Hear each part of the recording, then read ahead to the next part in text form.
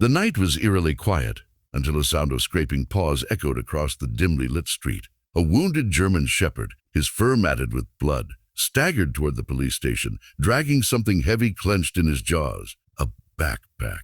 Officers on duty rushed to the door, shocked at the sight.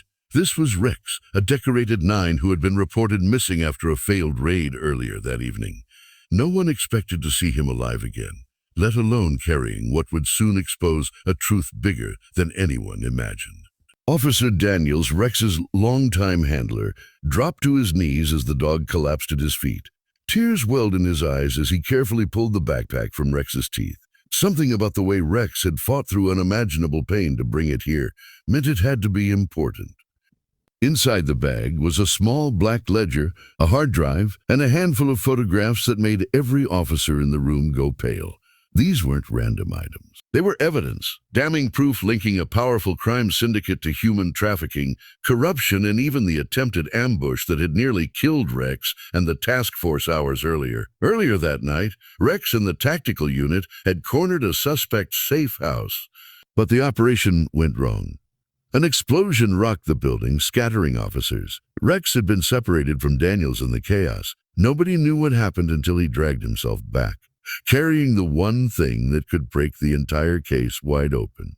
Rex had seen where the evidence was stashed. Injured, burned, and bleeding, he fought through alleyways, evaded gang lookouts, and somehow grabbed the backpack before anyone else could destroy it. Every step he took back to the precinct was a race against time and his own failing body.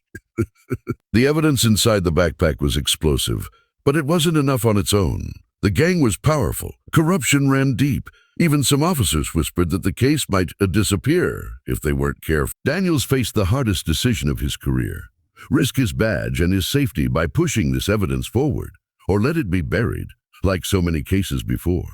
But as he sat by Rex's hospital bed, watching the dog fight for his life, he knew what had to be done. Rex hadn't dragged that backpack through fire and blood just for it to vanish in a drawer.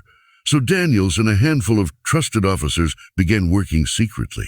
They leaked pieces of the evidence to federal agents and investigative journalists.